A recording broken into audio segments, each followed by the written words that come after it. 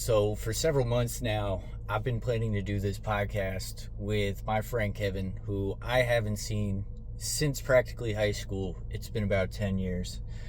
I'm like a mile away from his house, and the thing is, I wish I could describe all the moments and the memories and why this is such a big deal to me. I don't know. I just looked at myself for the first time, and I've been driving for 5 hours. This is my first time looking at my face. I can just see on my face, like, nervousness and excitement. It's crazy.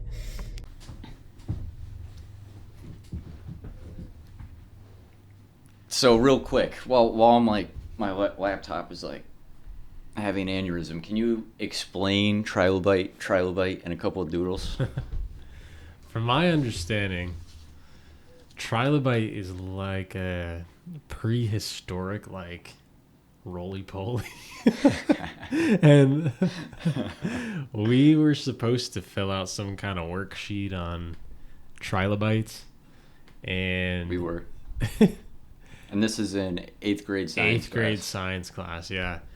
And we're supposed to be filling in the blanks and reading an article or something like that. And the only word we remembered was trilobite. So, like, he's like, all right, guys, we're going to wrap it up now. We're like, oh, shoot. So we write trilobite for like 3 of the answers. And then we were drawing pictures on our worksheet the whole time. Yeah. And he's like, comes over to check our work. He goes, oh, this is good. Trilobite, and a couple of doodles. Nice going.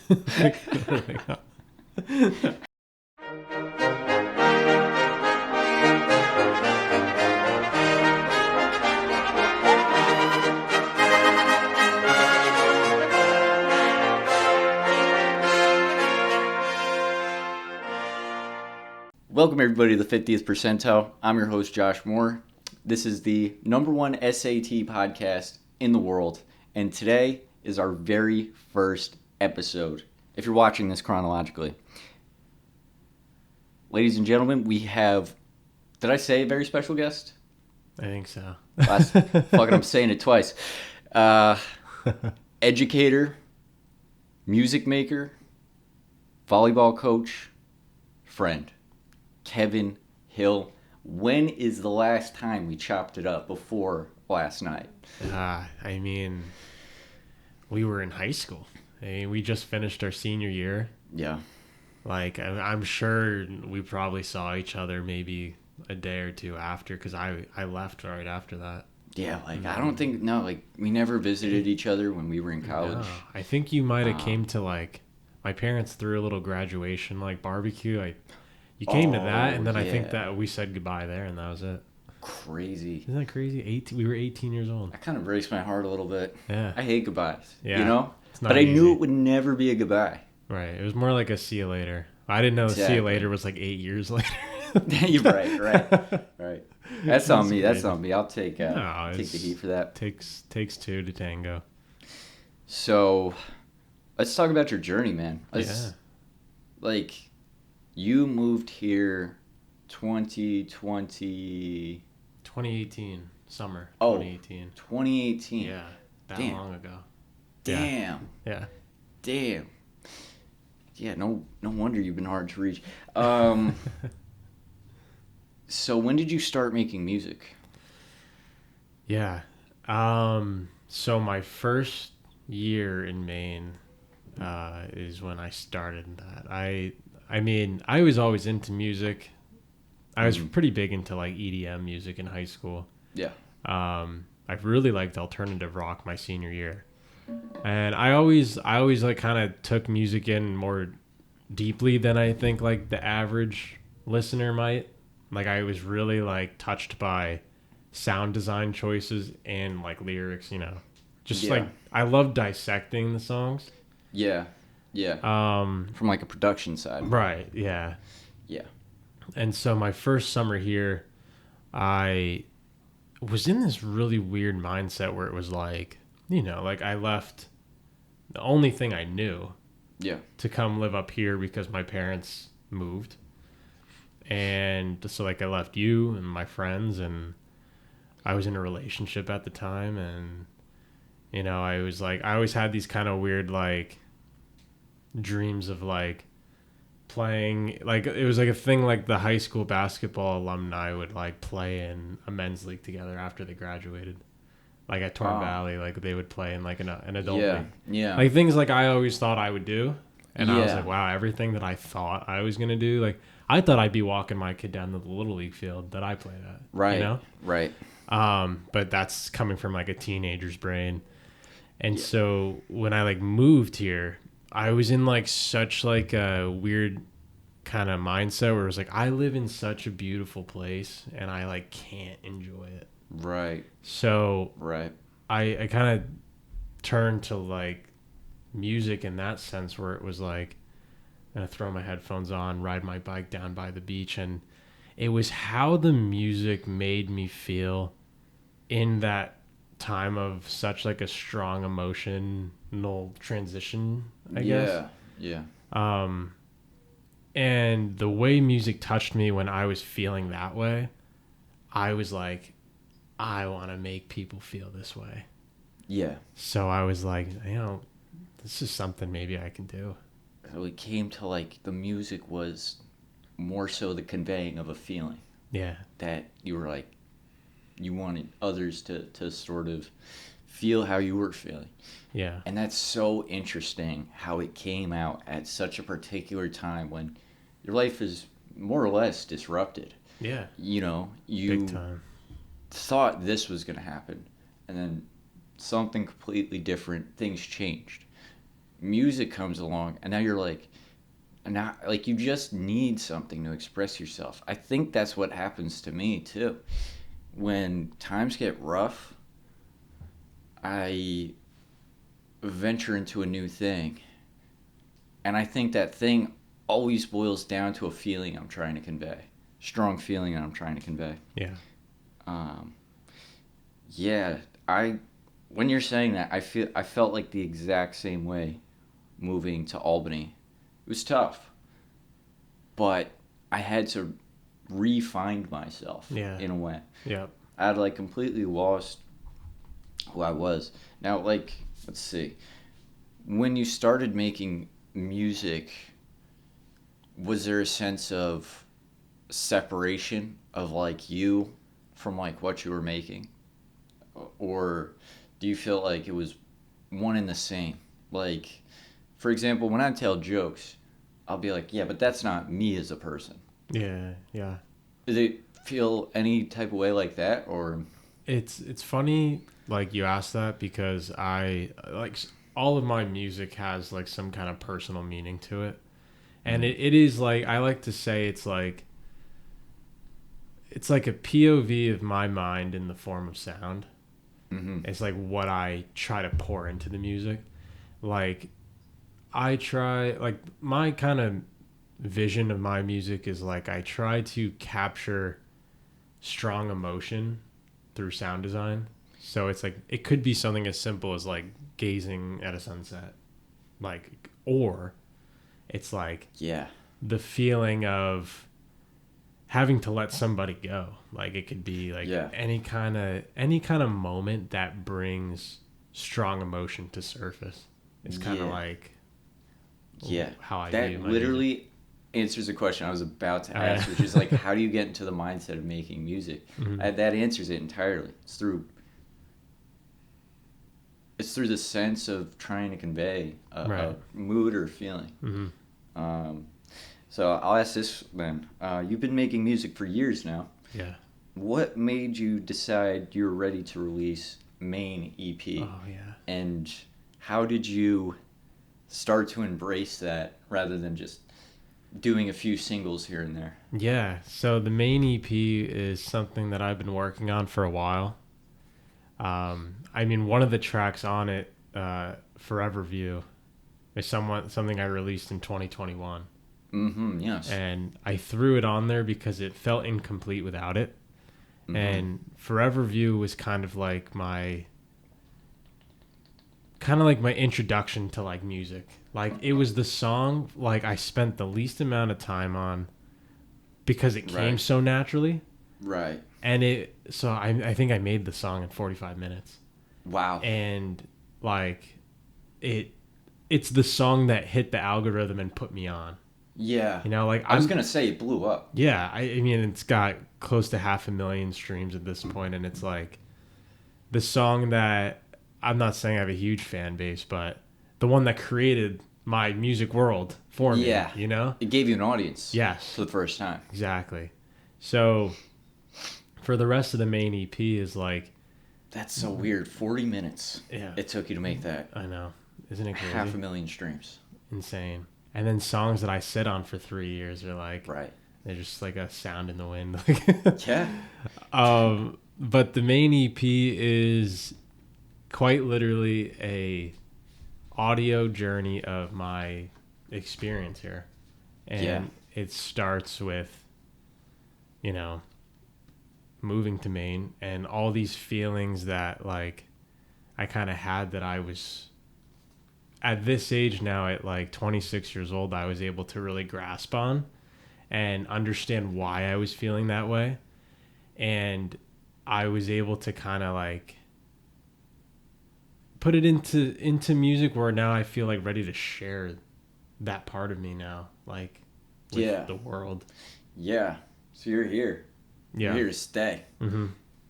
And I'm like, this is, and it's like obviously more personal to me than anybody, but it's like listening to that EP in order is like, this is my journey and I'm embracing it.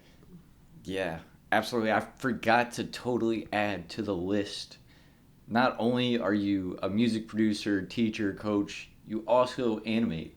You do animations. Yeah, I do. So one of my questions was like, what is balancing all of this look like for you? Yeah. I feel like it takes me all day to do one decent thing. Mm-hmm. Just one. Yeah. How do you juggle this? What's your... Yeah. How do you find that flow? Being like my jobs as a teacher and a coach, like my year from like September to April is nonstop. It's like I teach, I go to practice, teach, go to practice, teach, have a game, teach, go to practice. And it's like nonstop because I'm also coaching 2 teams. Yeah. I'm like a women's collegiate team and a men's collegiate team, but like they're different seasons. So it's like fall season and a spring season. But it's almost like when I have a moment of free time or like I'm stressed out when I get home or it's like that was a long day, it's like I'm able to kind of like pour it into a creation. So you literally just take anxiety and turn it into creativity. Yeah. Bro. What is your secret, bro? Yeah. There's got to be something, man. Yeah. I don't know. I think it's just my way of like getting it out. Mm-hmm. Like I'm sad, so I'm gonna play around with this sound and these notes and this chord progression because this reminds me of how I'm feeling. Wow. And it's like, you know, it's like if I'm sad and I can write a melody that like makes me more sad, I'm like, oh yeah, this is good. So what would you say to someone out there who's maybe just sitting at home, just moping around? Like maybe they're going through something right now and it's tough. And how would you motivate someone to maybe try to get out of that slump? Yeah, I think it's like, and I'm such a strong like nature lover, and I think a lot of my music is inspired by like the feelings that nature can bring out of you, and it's like, like go. I would just tell someone to go move, like not move like home, but like get up and go for a walk, like go like feel the wind on your skin, like go like. Feel the rain on your skin. Go like listen to what kind of bird is sitting in the tree next to your house. Like, you know, it's like find beauty in little details and it makes everything else feel so extravagant. Like Yeah. I think the times when I stress myself out the most, it's because I'm thinking of everything as opposed to one thing. Yeah. I'm thinking about like, oh man, like the totality of my life or how the world is, as if I could do something to change it, you know? Yeah. And I think what you're touching on is important. It's like You can take a walk. Yeah. You can make yourself feel better. Yeah. You yourself can do so many things to, And that becomes, when it becomes something like art, then you put it out. Maybe it makes someone else have a better day. yeah, You know? absolutely. And that's like the greatest reward to reap. Yeah. You know? I think that the most simple way to put it, and if I had to put it into one phrase, I tell someone to slow down. Mm. And it's like, I even tell myself, like, and it's like, It's been a recurring theme. yeah. Yeah. I'm at the grocery store and I'm like buzzing through. I'm like grabbing everything that I need. Yeah. I'm dropping stuff at the checkout because I'm like, I gotta get through this. I gotta get through grocery shop. But it's like, if I just slow down and take a sec, like walk slowly up to the self checkout, make sure I place everything down, grab one thing, scan it. It's like, well, now I'm not dropping stuff. Now my bag's not ripping on the way out. Like, Right. it's like, now I don't have to worry about it. Like, it's like, just slow down, take life in, and just like cruise through it. There's moments where you can't do that, and I understand that, but it's like when you can, like in the midst of the chaos, you are always in control. Like, just slow down. Yes. It's been a recurring theme. You know what I think? What? Let's count to 30 and just not say a word. Ready? Okay. Yeah.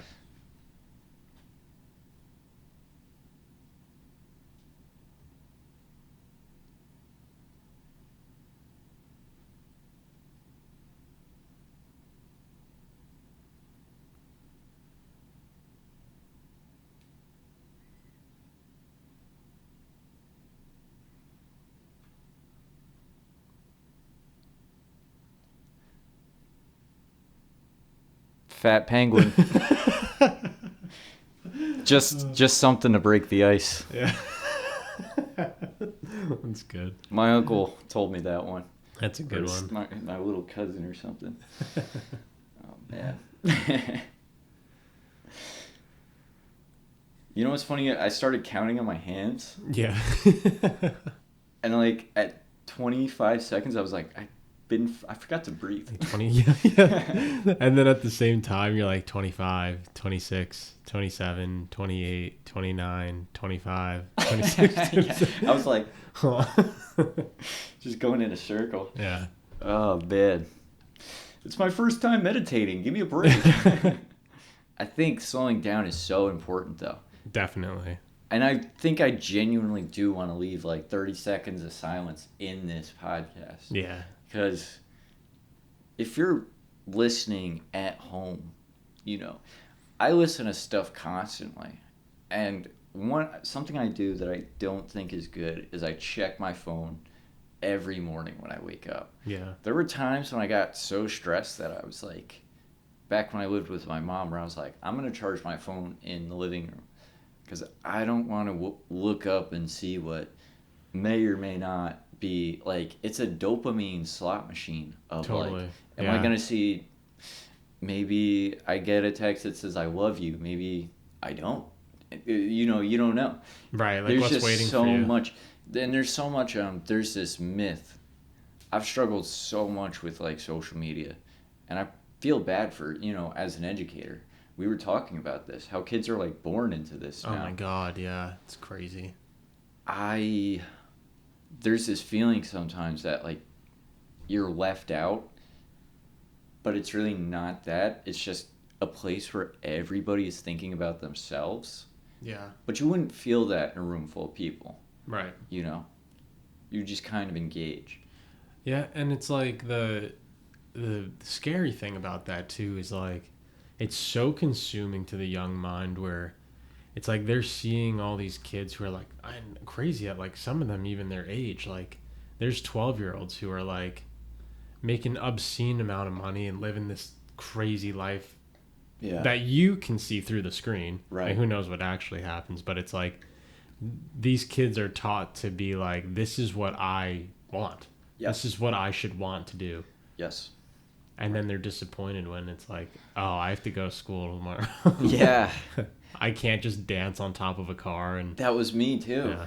Like, I remember seeing people do these like sick Lego animations, and they get, you know, huge views, and then you're like, that's what I want to do. I'm going to do it. I'm going to make that happen. Yeah. But it's like, this guy's an adult buying Legos and like professional cameras. Yeah. And like has all day to like do Yeah. this. You have to like wake up, you have like the Legos you have the camera you have. It's like, it's not gonna pan out. Right. I always felt like I was like a day late and a dollar short with everything. Like, then the whole thing became gaming. I want to be a gaming like YouTuber. Minecraft Hunger Games was a huge thing. Yeah. I wanted everybody was doing it. That was like, when I was in middle school, that was like my dream. Like, Shout out to the Build Saga. Yeah.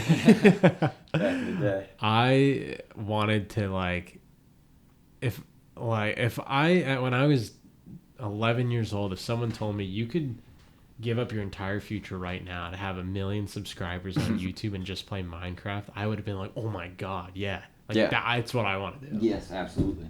Like, Yeah. just watching No question. how much fun, like, they were having. It just looks so easy. Yeah, like, and they're making so much money. Then they make those vlogs where, like, we're living in a house together now. And it's like, oh my, they all have their own gaming. Everybody room, wanted a like, gaming house. Yeah. With their friends. Crazy. You know? The thing is, if everybody is doing that, like, who is going to, like, fix your car? Yeah. Or, like, make your sandwich at a restaurant? Yeah. I think we all want to be, like, famous. But I had a question about fame.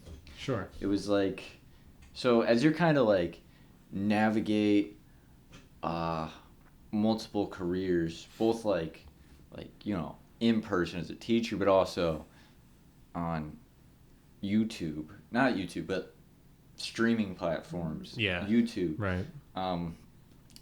Do you feel like a level of fame would actually disrupt things? Yes. And would you necessarily want that to happen? Like, if there was a button that I could hit and you wake up tomorrow with 10 million subscribers or listeners, would you press the button?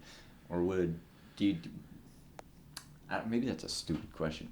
Well, it's not, because I understand where you're coming from with that, and it's like, if I woke up with 10 million listeners, I'd be like sick. But Yes, absolutely. like, living my other life is kind of like Peter Parker's like trying to live two different lives. Right. And so what happened with me was, like, I don't know if you picked up on this, but like, my music's under a new artist name now. It's Slow Hill, Yes. which is kind of like my producer name now, but it was Kevin Hill. Like, it was my name. That's you. Yeah. And I was at school, and one of my kids comes in and is like, I love your music. And I'm like, oh my God. Like, I forgot they like It's kind of have access to the internet. Right. And Right. I don't want to act in a way, because I'm not like embarrassed of it, but it's like, this seems wrong. Like, It feels weird. it feels weird that it's like you are looking me up online and like finding out my personal, I guess it's not personal because it's public, but it's like my outside of school life, and then it's like bringing it to school and treating me differently because of it. So it's like no, here I am Mr. Hill. I'm not your buddy. right. I'm not Pal. I'm not making music here. I'm not doing this or that. Like, I'm your teacher. Yeah. So it's one of the reasons. There's a lot of reasons why I changed my artist name, but like, that was definitely played a factor in it, where it was like, this needs to be separated from my everyday person. Yes. Yeah.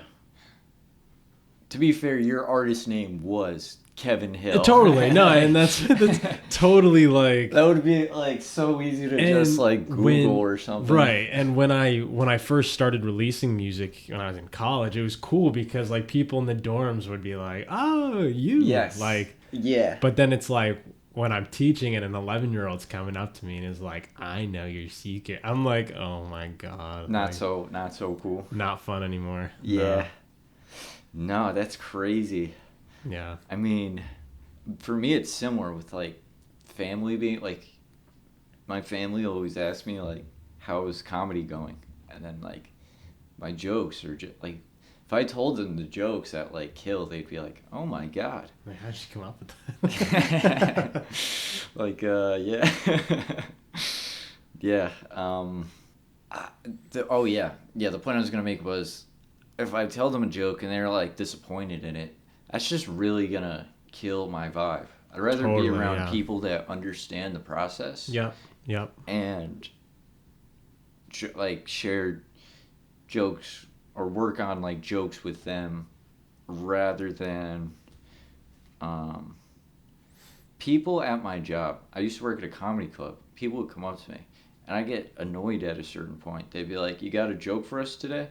And I'd be like, "You want to hear a fucking joke? Come to a set where I'm like doing it." Right, yeah. You don't Yeah. like what if I came up to you and I was like, "Oh, you got a new melody to you got a new thing today?" Yeah, It's like, sing me a song right now. sing me a song, make a song. It's like, wow. Yeah, right. Totally. It doesn't work like that. It really doesn't work like that. Do you want to hit some of these SAT questions? Sure. Put the pressure on, put the heat on. God. It's a little hot in here for the It viewers that can't tell. We got a 94 degrees in Maine. I think if I'm like looking at your laptop, correct me if I'm wrong. Right there. It's 100 degrees. Yeah. We're sitting here upstairs. The AC is downstairs. It is the hottest part of the day. Yeah. I am like trapping Kevin in here, boiling him alive. And I'm about to ask him SAT questions. Yeah. To the point where his head's... We're going to kill Kevin today. It's all right. I'll write a song about it later. Okay. Vocabulary and context. Okay. A student says, although the politician's answer sounded confident, it was ultimately evasive. She spoke for 2 minutes without directly addressing the question. In this sentence, evasive most nearly means A, persuasive, B, unclear in order to avoid something, C, accidentally incorrect, or D, emotionally intense. Do you want me to read the Yeah, sentence can you again? repeat it? Honestly, I forgot what it was. My brain Too. is fried. My brain is, yeah. My brain is plantains right now. Although the politician's answer sounded confident, it was ultimately evasive. She spoke for 2 minutes without directly addressing the question. In this sentence, evasive most nearly means A, persuasive, B, unclear in order to avoid something, C, accidentally incorrect, or D, emotionally intense. I'm going to go with B.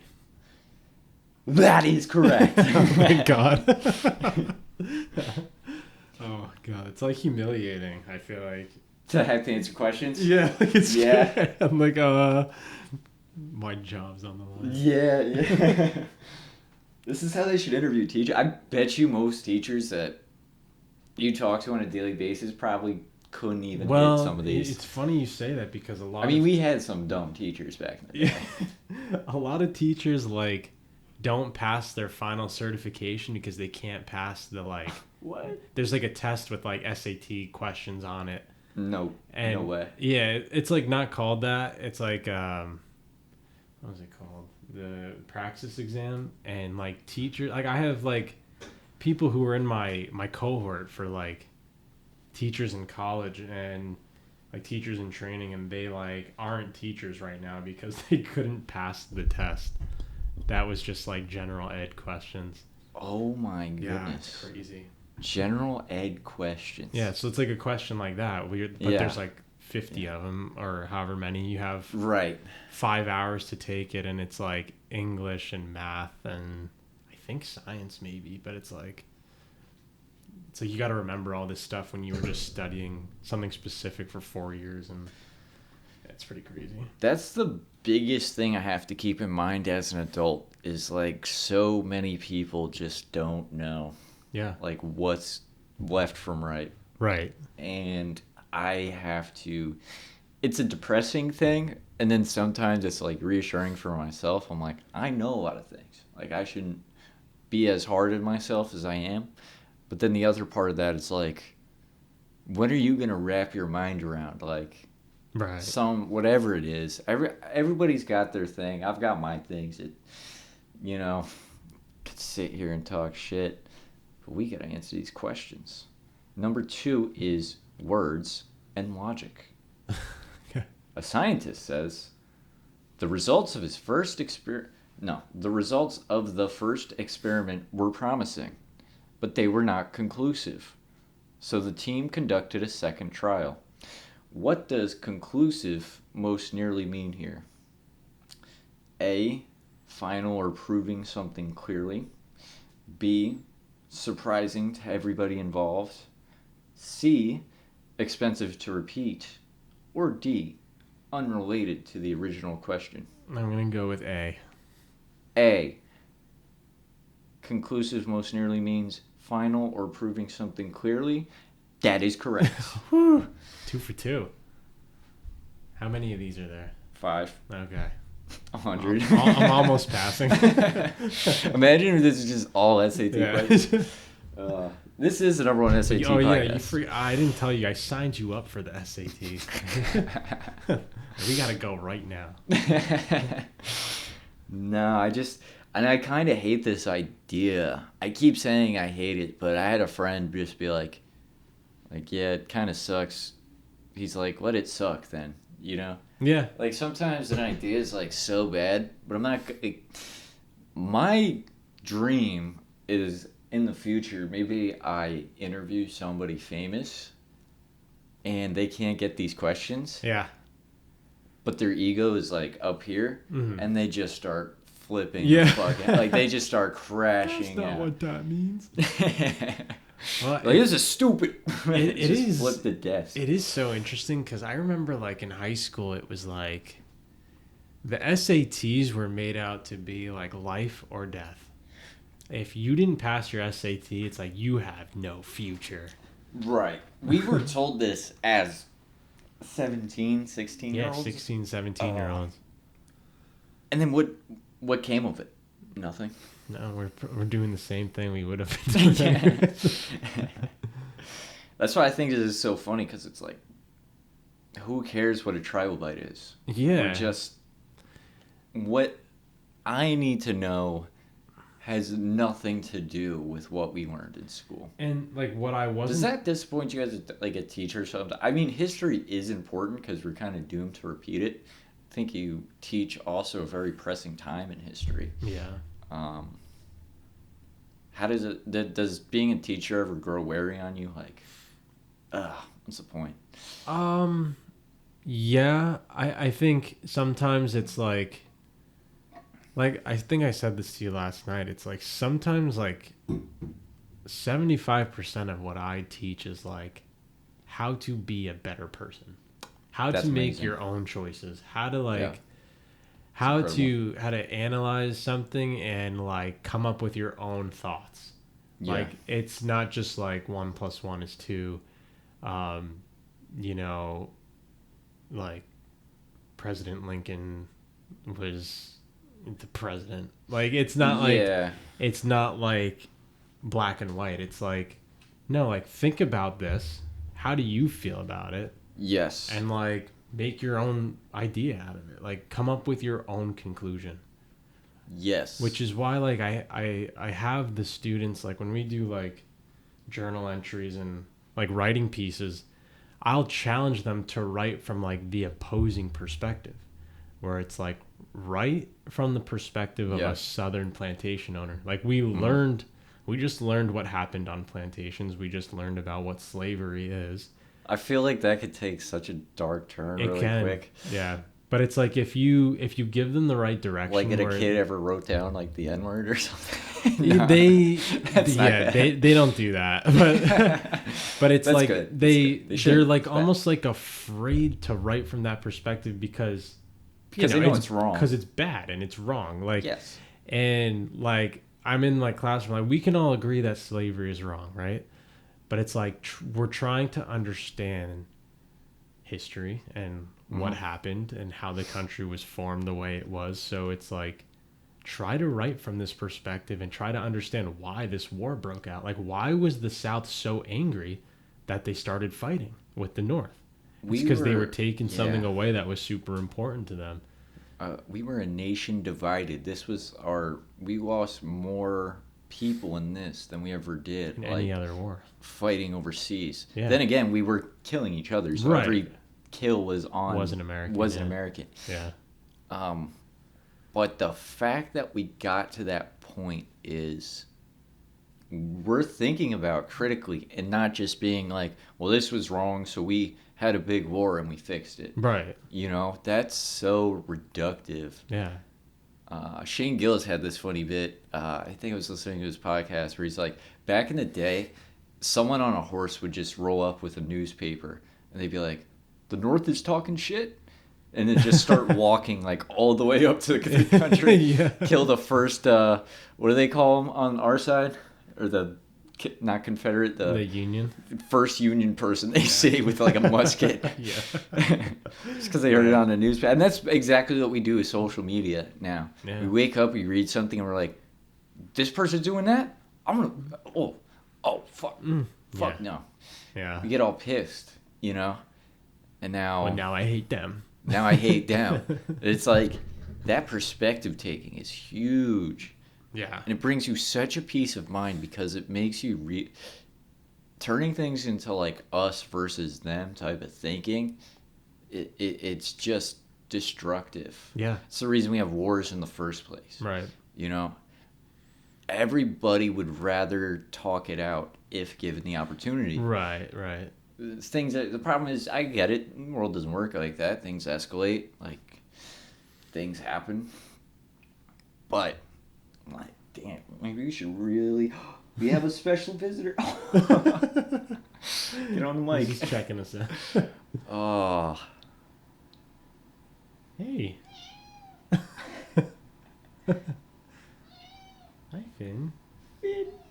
Finn is in the studio. Finn is in the studio. We have a little kitty cat running around. So we're pausing everything to just watch this guy wander right now. I'm scared.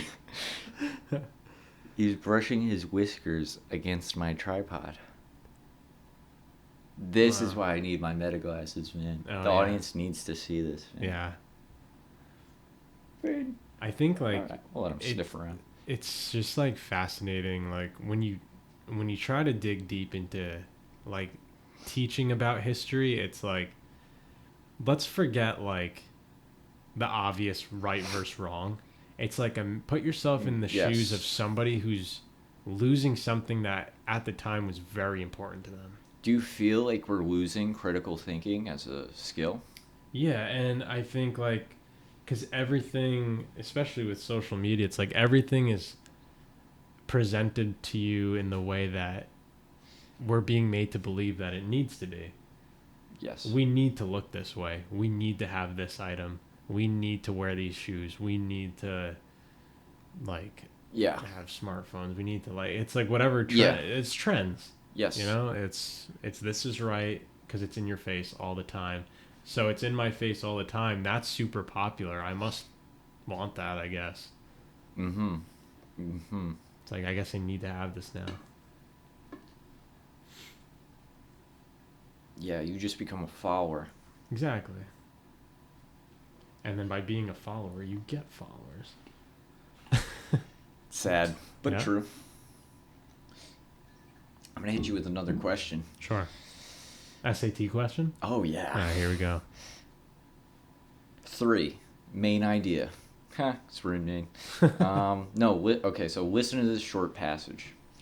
Some people believe creativity comes from total freedom, but many artists say limits actually help them. A poet with a strict rhyme scheme, a filmmaker with a small budget, or a chef with only 5 ingredients may be forced to make sharper, more original choices. What is the main idea? A. Artists usually work best when they have unlimited resources. B.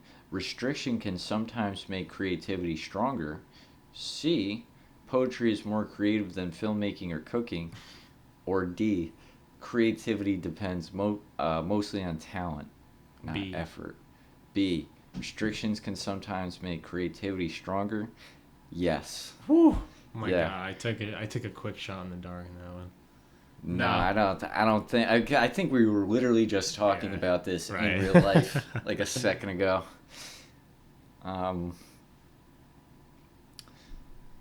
Oh boy. Oh, here we go. So you're first of all, you got 3 to 5. You're over the 50th percentile. All right. That means you're not stupid. Oh, good.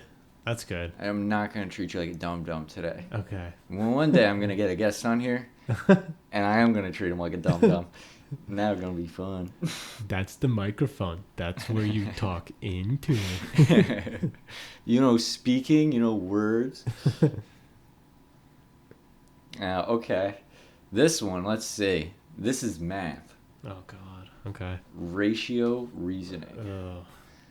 A school club has 3 juniors for every 2 seniors. Okay. If the club has 30 students total, how many juniors are in the club? So it's 3 juniors for every 2 seniors. Club has 30 students. How many juniors? 3 juniors for every 2 seniors? Yep. And there's 30 total? Yep. And I could read you the choices. Am I allowed to write something down? Yeah, wait, what are the choices? Choices are A, 10, B, 12, C, 18, or D, 20. And I know if you talk through it, yeah, you could write it down. Talk through it, write it down if you want. No, I want to try to figure it out without writing it down. Takes away the fun of it. A little bit, yeah. Can you read me the options again? A, 10, B, 12, C, 18, or D, 20.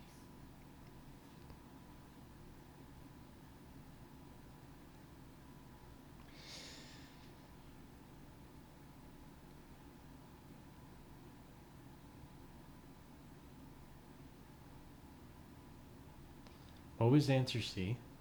It was 18. 18.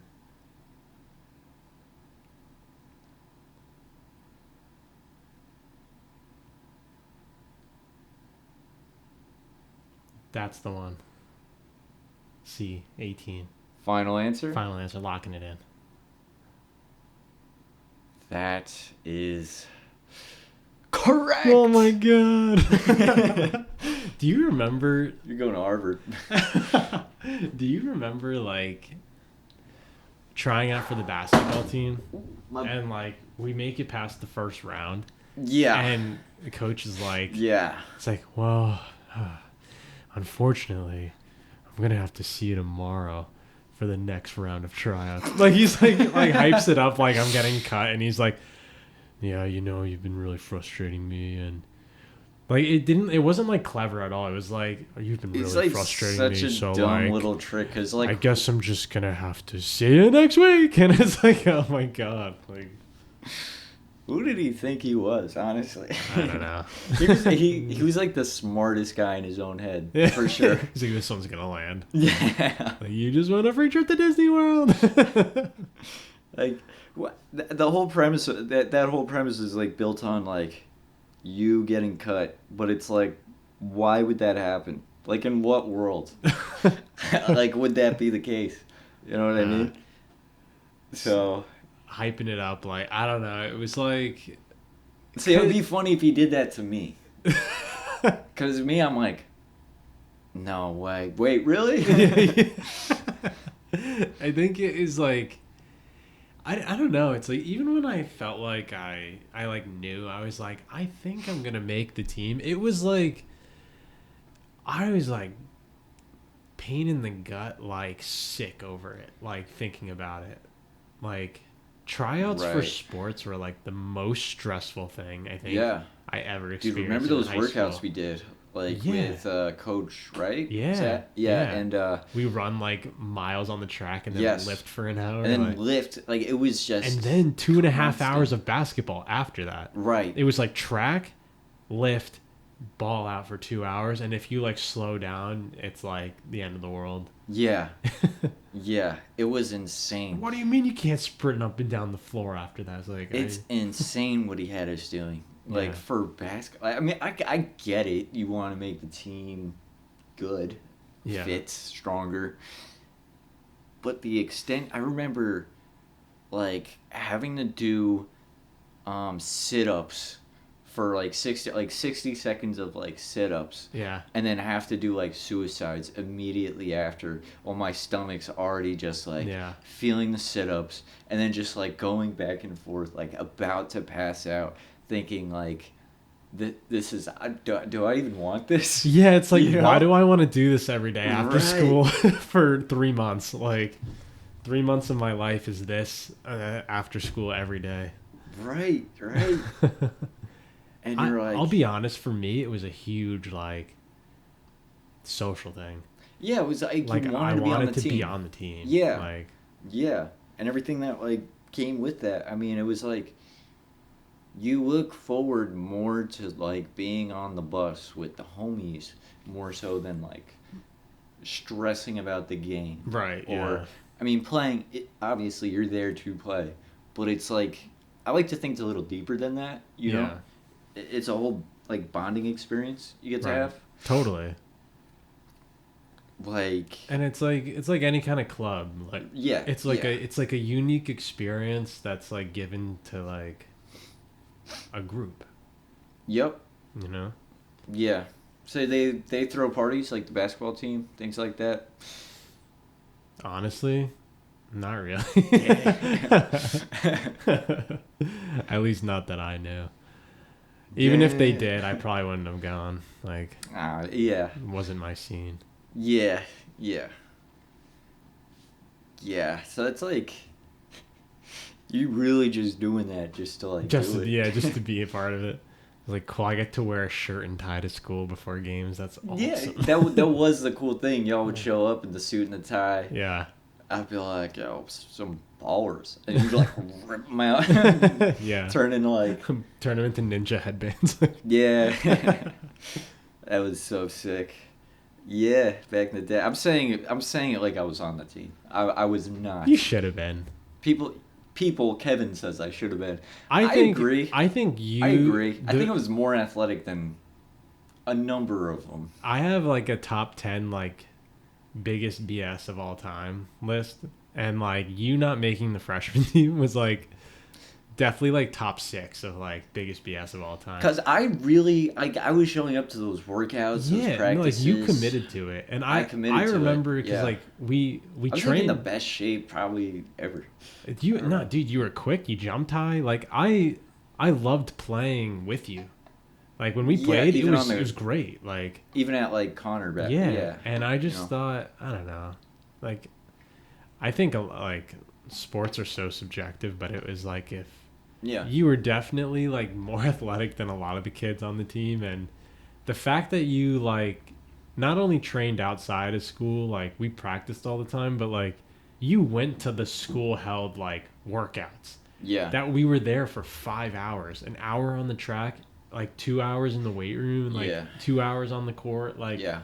it's just like we were doing that. Yes. And it was like kind of that thing, and where I was like, damn, like I was doing all that, and it was not getting the return on investment of like Right. being part of the team for me. You know. And it's like what was most frustrating about that too, it was like I feel like for a lot of it, it's like the coach that we were trying out for like wasn't I think there he to, like, see already. it. I think he already had a team picked out in his mind. I think so, which too. is, it's like then what's the point? What's the point of like this having us tryout? run around and Yeah. like do these 1-on-1s with each other? Right. And I remember like, even during like the 1-on-1 games, like you would see me hit shots, Yeah. and he'd just be like on his phone or something. Yeah. You Yeah. know? Yeah. And I'm like, bro, this is the part where you observe the team and make like critical Right. decisions. Yeah. If there's a player, you're like, let's see how that kid's he got does. something. Yeah. You know, maybe you don't have to focus so much on like the athletes that have been doing this for so long that you're probably just gonna choose. So it's like, you know, focus on the people that you don't know their potential yet. Right. Right? I can imagine you as a coach way different. Yeah. Oh my gosh. Yeah. Yeah, talk about coaching. I love it. So funny how I got into coaching is my senior year of college. We were having a great season, and I destroyed my ankle like in a game, like the worst sprain I ever had. Couldn't walk for days. It was like the most painful injury I've had that I can remember. I broke my arm as a kid, but I don't remember that. Oh boy. But I sprained my ankle and couldn't walk. I was up all night with the pain, like it was bad. During a game? Yeah, during a game I sprained it. And I was out for the whole regular season of my senior year. Oh. Heartbreaking. Like, it was unbelievable. I came back for playoffs and stuff, which was cool. But my team at the time that I now coach, so I coached the team I played for. We were a new program. This was our 4th year. Technically, really like our third season because COVID canceled our junior year and half of our sophomore year.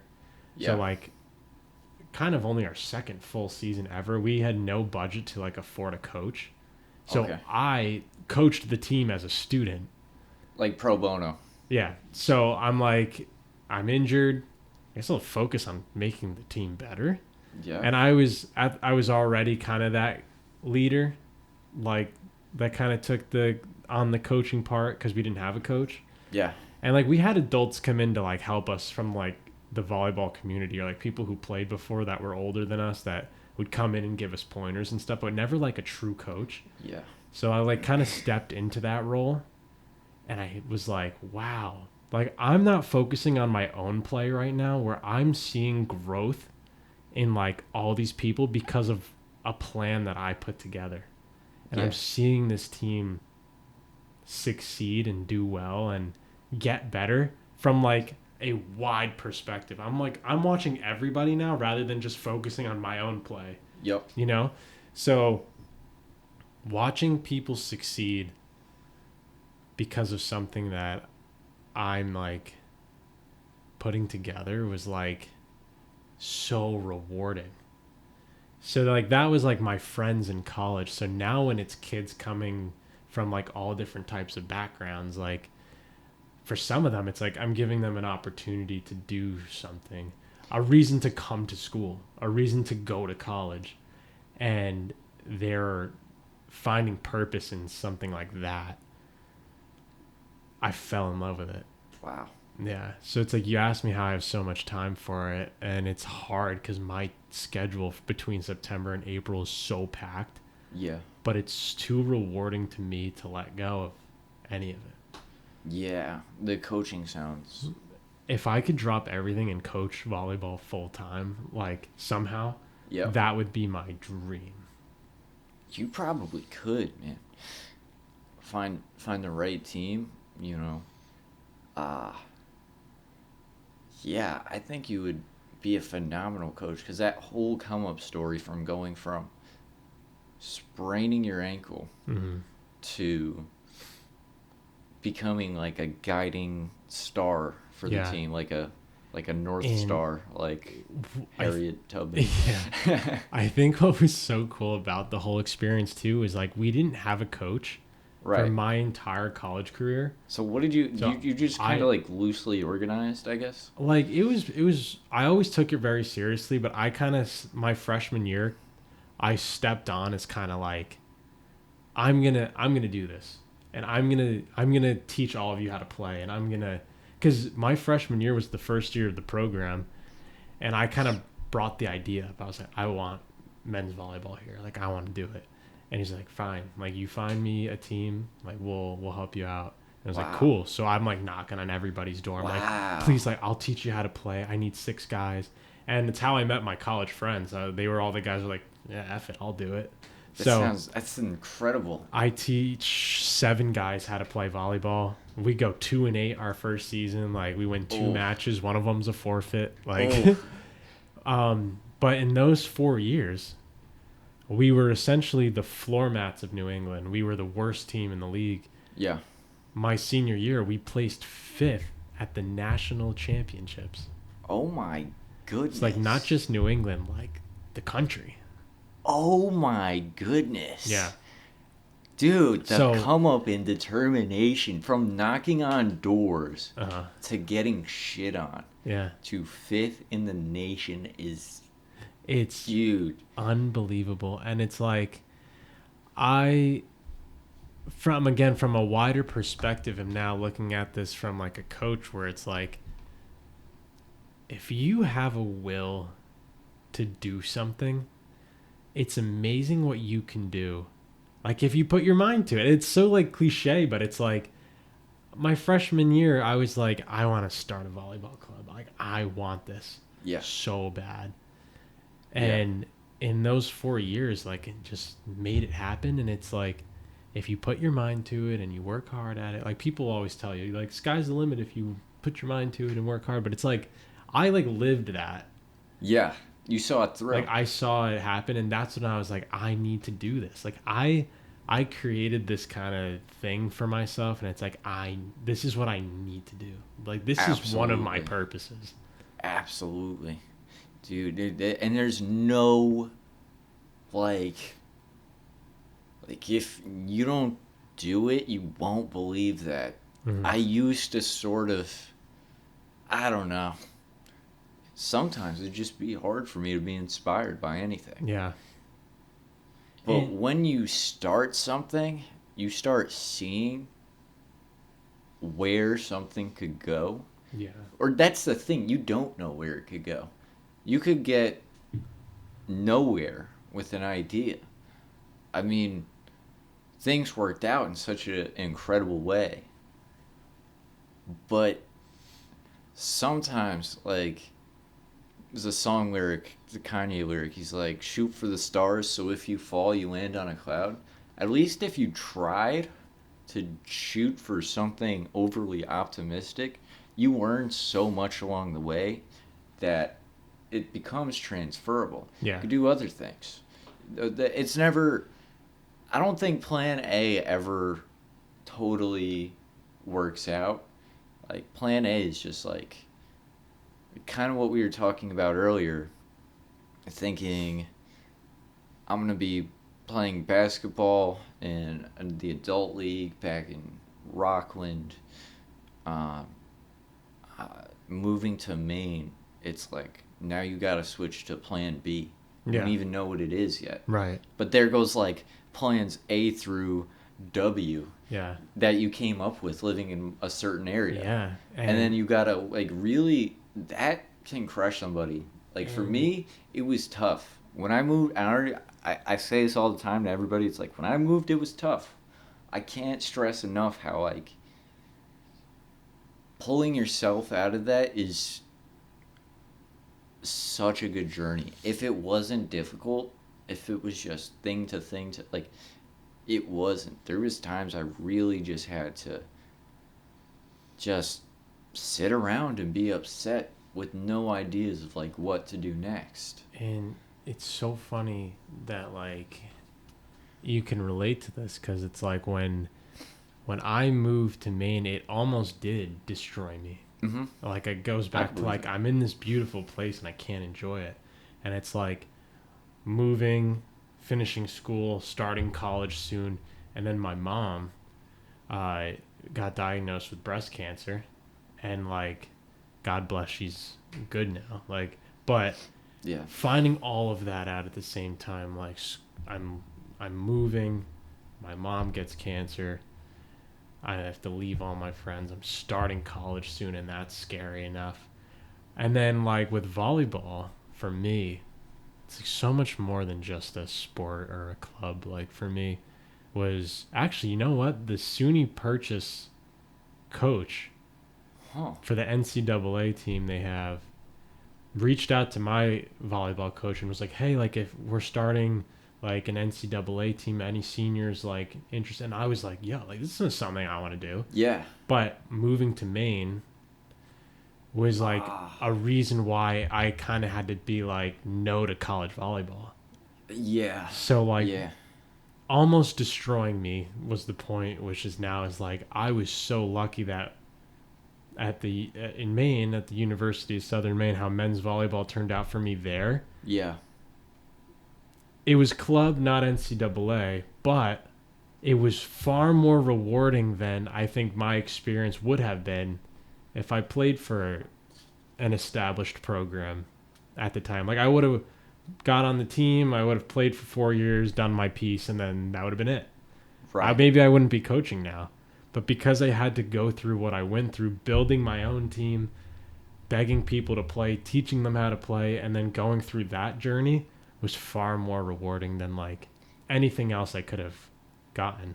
Like you're literally building yourself up as a coach. You're not just assuming, like, you know, everybody wants to be like the president of something or some high position, you know.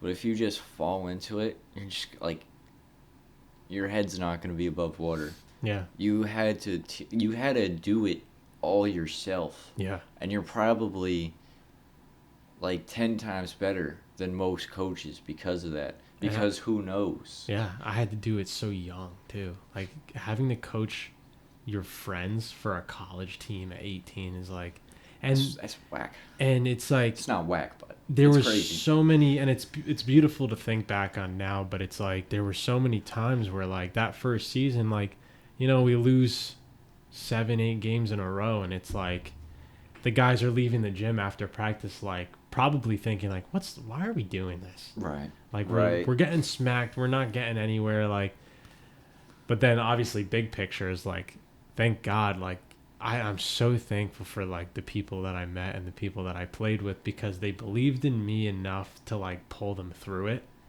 And we got to where we wanted to get to, and like far beyond. I feel like I could picture the whole process.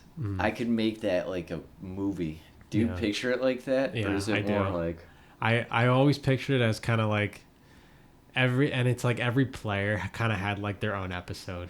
Like the day this kid got his serve over for the first time, or like the first time this kid blocked another kid, or guy spiked someone on the other team in the head, like. And it's like we win one game, legit. Yes. And you would have thought we were like world champions. Like that alone was enough to be like we're doing the right thing. Yeah. Yeah, that's so incredible, man.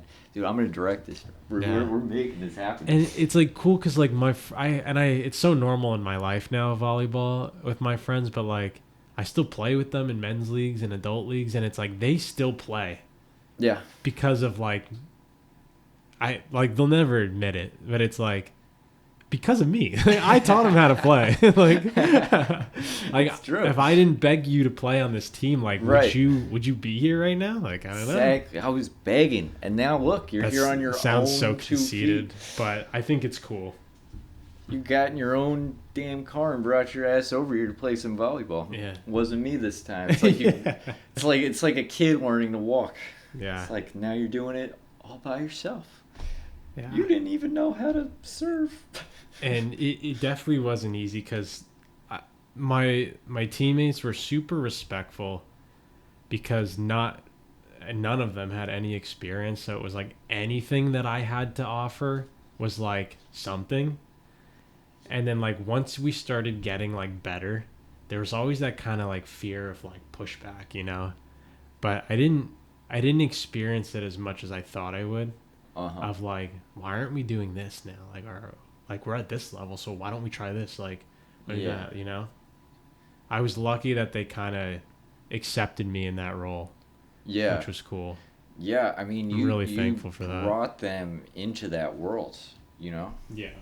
So that was literally all you. Like people talk about grassroots. movements or things that start from the ground up. That's literally from nothing. Yeah. Like, this wasn't a thing. You made it a thing. Right. From Right. nothing. How much lobster do you eat None. living in Maine? None. And it's so annoying to me that I wish I liked seafood because I live in the best place to get it. And Yeah. I just don't. Oh, man. I used to hate seafood as a kid, Yeah. but now the salty sea air, you know? I'm not going to lie. Sometimes I'll be walking in the fish part of the supermarket, and I'm like, what are you up to? Right. What are you guys eating? But I think I've been really into salmon. Oh, yeah? Chicken of the sea, I think Yeah. they call it. Yeah. Salmon's not bad. Salmon's all right. I can get that down sometimes. Yeah. I got to be in like a real specific mood for it, though. Yeah. Speaking on Maine, Maine is, and I Googled this, the whitest state Oh, yeah. in the United States. How has that impacted you in your time up here? I think Careful. No, I'm kidding. I think the lack of diversity kind of in the world up here is like it's just eye-opening. It's just different. Like, Yeah, like seeing how people operate. yeah, and it's like I guess like less appreciation for like culture. Yeah. I don't know. Yeah. I mean, Like there are places that celebrate other cultures. Like Portland is a great city for like discovering different cultures and stuff like that. But there's a lot of places in Maine where it's not that. oh, absolutely. I feel like so much of the American suburbs is like exist to like get people away from anything they might find interesting. Yeah. For example, as much as I could talk about how Rockland's going down the tubes and all the issues it has, I could still show you some spots. Like, if you gave me a day, well, not you, but somebody out there, anybody who's listening wants a tour of Rockland, I could show you, like, where to get a fire slice of pizza. Oh yeah. A absolutely. fire taco, like authentic Mexican cuisine. Yeah. And like all just on the same street in downtown. Right. I know everybody has a pizza place. Yeah. And Everybody has something, but I'm it's like, just so if you less. It's yes. so less. Yeah. I think if it comes with like spending 20 years there of being like no, we're gonna get from here. Like, trust me, you know. Right. You could get, you could get a sandwich anywhere. You could get any type of food most places, but for me it's special because those places are still there. Yeah. My family is still there. And to be fair, like, when we were in school, yeah, it was like mostly white in Rockland too, but I feel like there was enough diversity to make it, like, I know some people like go to school in Connecticut where their school was all white, like all white, Right. and no one has like, it's just a weird way of operation. You know what I mean? Totally. Yeah. Like, now you're like, you don't even have to experience or think about diversity. It makes things different, Definitely. you know? Yeah. I'm not saying you need it to be different or that everybody needs to be diverse and all that. I think it's more just about my whole thing is people think like about racism that it's can be fixed if we just educate people and tell people like why it's wrong, and I don't think that's true at all. I think you could teach people about discrimination like all day, and then still have no perspective. I think what the cure to that is like literally sitting down and just talking to people who are different than you, race, religion, disability, like whatever the case may be. Connecting, talking, sharing a drink, that I think is the cure. Like, Yeah. we could just I could sit here all day, tell you're wrong for this or that, whatever it is. I don't know. That's just my take on it. Yeah. No, absolutely. Do kids ever ask you for advice? Yeah. Is it a weird position to be in? Sometimes, like, sometimes. There's a very fine line where it's like, maybe you should go see the counselor for that. Yeah. Or like, For sure. I think it's funny though that like the type of things that the kids are worried about, like, I like, like relationships, like in 6th grade is like Ooh. a territory where I am like, don't worry, you're not gonna worry about that. Like, it's just like so bizarre. I think it's funny. It's more funny. It's more comical than everything, like than anything. It's funny now because you think about a 6th grader being worried about a relationship, and it's like, yeah, I don't worry. Like, who cares? It's like, but in their mind, it's Billy like has a snap streak with 2 different people, and it's like, oh my goodness. I'd say it's more like, for stuff like that, it's more like reactions than like advice. It's just like, what? Wow.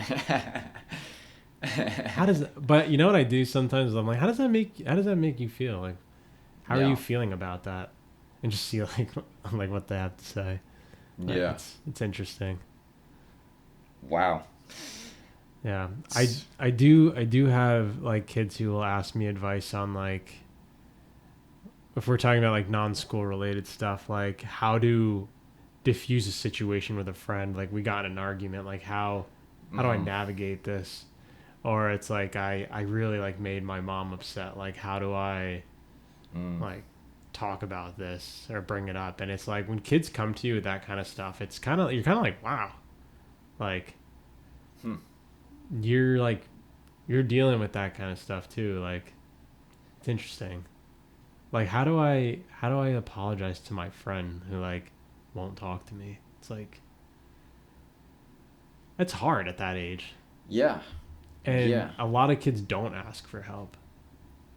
Yeah, And that's true. And it's not always my place to like give it. Of course. But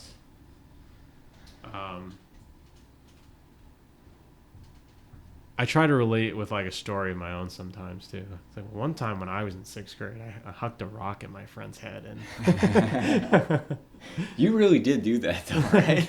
and I said sorry. Did you hit someone with a rock in 6th grade? No. I don't know, in 6th grade. I did hit someone in the head with a tennis ball in like 3rd grade. Okay, that's and laughed about it. yeah, that's different. It's not a big deal. the kid that got hit with the rock is like permanently brain damaged. Yeah, he's in a wheelchair now, but no, it's definitely funny. Like, yeah. Oh man, I mean, the some of the stuff we were really like, we could have gotten hurt. definitely. Some of the Stuff stuff we would climb and like yeah. places we would go. Were you with us when we were walking to like that water spot? And I'm like forgetting the names of all these places. The quarry? Was it? Not the quarry, but it was like a cliff jumping spot, not like a cliff, but it was maybe like 20 feet up. I know what you're talking about. And we tried to get there, and we tried to like cut through the woods, and we ended up walking through this thick, dense forest, like completely unwalkable, to try to save us time. And it was just like we were in the jungle. Yeah. No phone reception, just like hoping like the path went like around a picture like a C or like an S and almost like a dollar sign trying to like cut across in a straight line Right. to try to maybe save time. So bad, dude.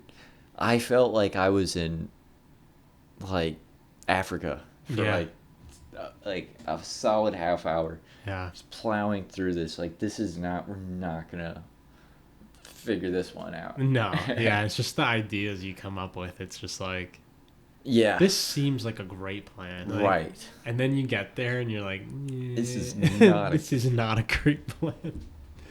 Well, so bad. I remember we would like explore those like abandoned like houses and that abandoned factory and like it's like we weren't supposed to be in there. I remember like a group of people showed up. I didn't know if they were like gang members, crackheads, homeless people, or just wanderers. Yeah. Just normal people. But I like there's people that showed up and we were all like we should go. Yeah. We don't know what this area means to them or what they do here. Right. And it's like, I mean, what are we, like 15 at the time? And we're like, right. Are we gonna die? Right. Yeah. It's so because you act fearlessly because you are young and you're like you'll just do something. You're also just seeing what happens, you know? Right. Yeah. And I think that's important to do that when you're relatively young and make some mistakes. I'm not going to tell young kids to go out and do dangerous things. But if something dangerous happens, ideally you learn from it, I guess. Totally, yeah. I mean, that's how I feel. Like, a little bit smarter now about what I choose to do, I guess. But yeah, and I mean, I think, like, as a kid, like, learning... What's the phrase? One of my colleagues says it all the time. Like, that kid's standing up on the monkey bars. Oh, yeah. But it's like, we're going to see how he gets down. Because if he falls, like, he has to learn to, like, not do that again. Yeah. Like, instead of being like, Billy, get down, and then he jumps off, it's like, let's see how Billy decides to get down. Mm-hmm. And if he falls, like, he'll know next time not to do that. Right. Exactly. Yeah. But it could be the same thing. It's like, enter a place you're not supposed to be. Mm-hmm. Someone else is there that you don't know. It's like, it gets I don't like this feeling. Yeah, it gets kind of real kind of quick. Right. You're like, Like, man, I don't know if I want to do that again. It's like uncharted territory. Yeah. Or whatever. So, like, what do you do when kids start acting up? Yeah. You slap them around? No, it's... My golden rule is, like, I pick my battles, and I never want a relationship with a student that's, like, you can't be transparent with them. So it's, like, I build, like, a rapport with the students before I have to deal with something like that. Mm-hmm. It's like, show the kids you're interested in them, and then when the time comes, they'll respect it. Mm-hmm. And it's like, I try to build that rapport with all of them. And so it gets to the point where it's like, if I'm upset and that's visible to them, if I'm angry or upset or frustrated, they see it and they're like, like I made this guy upset, and like, I don't want that. Yeah. You know, it's like, you build that mutual respect with each other. And it sounds silly because it's like, and I feel like kid, our teachers like, never really did that. So many don't. And so many, I have like memories of instances of like picking your battles. This goes back to all of that. Like, every day, maybe something would happen. Someone would maybe be late, or someone would like drop their pencil, or like, who knows? Like, little things. And then you're like there, and then you decide to do something stupid and you make like a sound, you're like, me, my mama. Yeah. And the teacher's just like, Yeah. just starts, just Well, starts yeah. freaking out. They're like, out, everybody, ah. Yeah.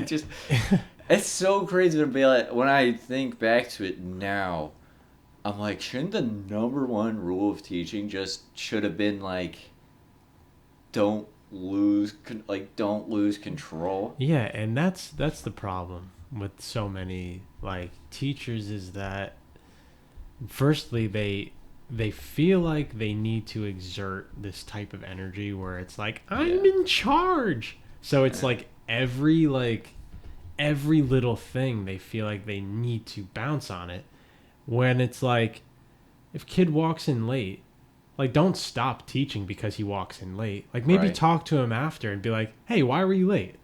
Like it also doesn't need to be like, why are you late? Like it's like, hey, like what happened? Like you showed up 10 minutes late. Like what? Something happened? Are you okay? Like, and if you come at it from an approach where it's like, yeah, I'm concerned. Like you showed up 10 minutes late. Like that's unlike you. Like what happened? And then if you approach them like that, maybe they'll be more comfortable talking to you. And then that's how you build rapport. Yeah, exactly. And if teachers nitpick every little thing, they will not get through their day. Yeah. And two, like they're just gonna burn out so quickly to where the point it's like they have no fuse and they just explode all the time.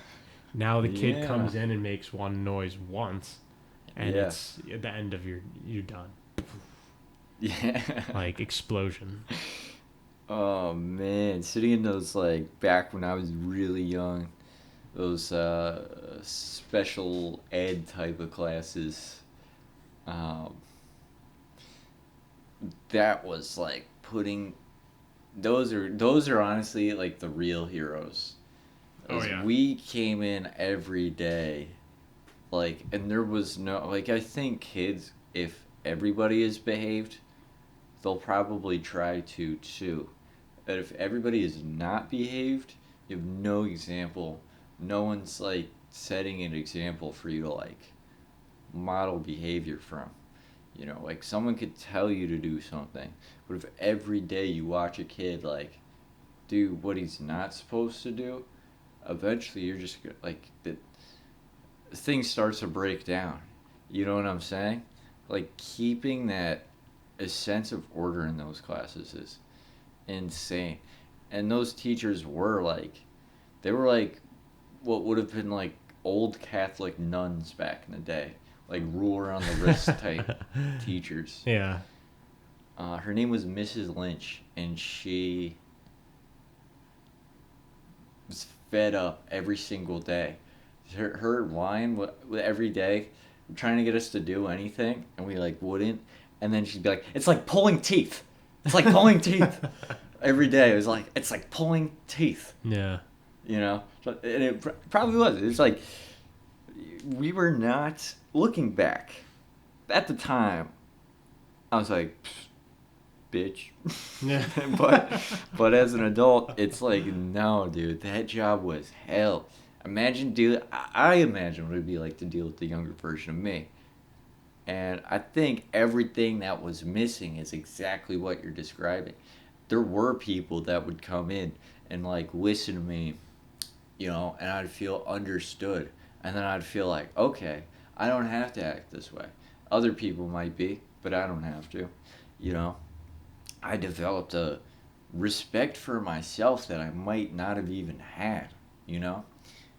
Because you really don't realize that. You don't have the capacity to understand what you're doing. Right. You're just doing things. Yeah. Yeah. You know. And, yeah, some kids like will find the need to like react to everything. Yeah. And it's like, I'm just like throwing my voice out there because I feel like I need to. Yeah.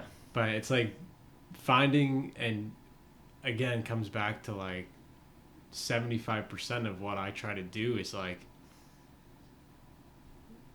build an environment where it's like you don't have to do that. Yeah. That's awesome, man. You don't I think have you're doing to feel that way. so well for these kids, honestly. And is it because I'm going into year 5 and not year 45? Maybe, but I'm proud of it, you know? Like I think it takes a lot of patience, but it's rewarding for sure. Yeah. I mean, it sounds like you're doing like everything. Like you sound like the most sound. You sound the most sound I've never sat down and really talked with a teacher as an adult. Yeah. And I've always like been like, whatever, teacher, like who cares? I When I was think a kid, like I didn't like them. I had kind of a similar idea where it was like there's very few teachers that I look back and I'm like, when I'm a teacher, I want to be like them. I had so many teachers where now, like when I'm doing my work, I'm like taking notes basically on like what not to do. Yeah. It's like this teacher made me feel like this in class, and I would never want a kid to feel like this. Like I'm teaching the class I really wanted to take. Yeah. Like this is a class I'm making an environment of a class where I really wanted to be in this class when I was this age.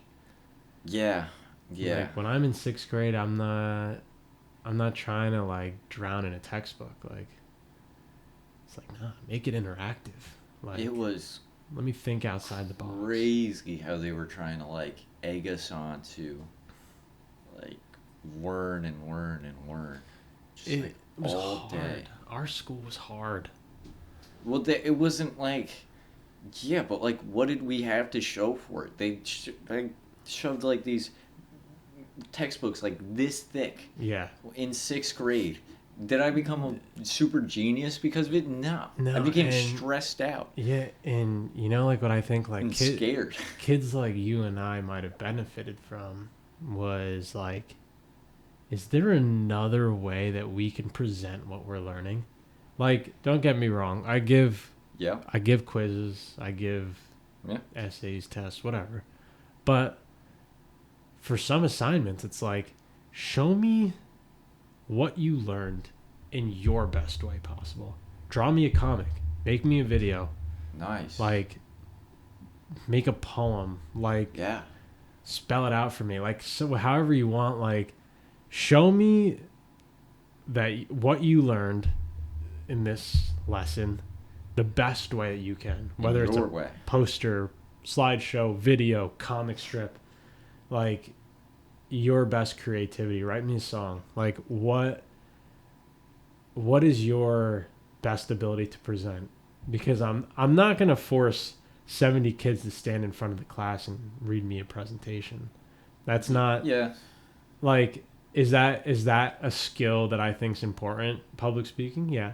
But not for everything. Like, some kids need to explain what they learned in different ways. Some kids are terrible test takers. I was an awful test taker. Yeah. I would do good on everything except the big test. Well, you're killing it on this test. Oh, yeah, I know. 3 out of 5 is pretty crazy. Well, you're 4 out of 5. 4 out of 5. You got the math question correct. Oh, yeah, you're right. Crazy. I would not have gotten that one. As a host, I'm going to cut this out. No, I'm kidding. But, like, I would not have gotten that one. It's tough. That's a tough one. You want me to hit you with the last SAT question? Sure. Hold on, let me reset that. So I might actually want to cut that. I might listen back and be like, dude. Do you want me to hit you with that last SAT question? Yeah, go for it. 5, grammar/sentence choice. All right. Which sentence is most grammatically correct? A, the group of students were preparing their presentation. And it's correct. That has nothing to do with the spelling of there. B, the group of students was preparing its presentation. C, the group of students were preparing. Dude, don't laugh. The group of students was preparing. This is so stupid. Cut it out. Okay. Well, let me just do that from the top. Okay. A, the group of students were sorry. The group A, okay. A, the group of students were preparing their presentation. B, the group of students was preparing its presentation. C, the group of students were preparing its presentation. This is like that riddle, like one smart fella, he felt smart. he One smelled. part smell. He smelled fart. Oh, man. Okay. Dude, if I could just get through reading all of these. Yeah, what's answer D? The group of students was preparing their presentation. That's D? Yeah. I thought that was B. B was the group of students was preparing its presentation. And what was A? The group of students were preparing their presentation. Yeah, it's that one. It's A? Yeah, Why? because it's right. Because the group of students were preparing their presentation. It's not a group of students was preparing. It's not a group of students were preparing its presentation. Is that not right? There's an explanation at the bottom, and I'm trying to figure out myself why a certain thing.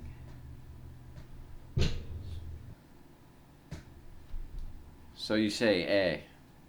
Yeah. I'm sorry. It's B. Why?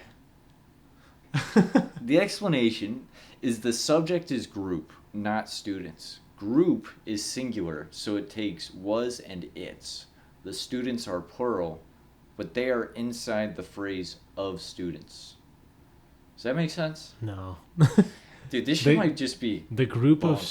the group of students was preparing its presentation is right?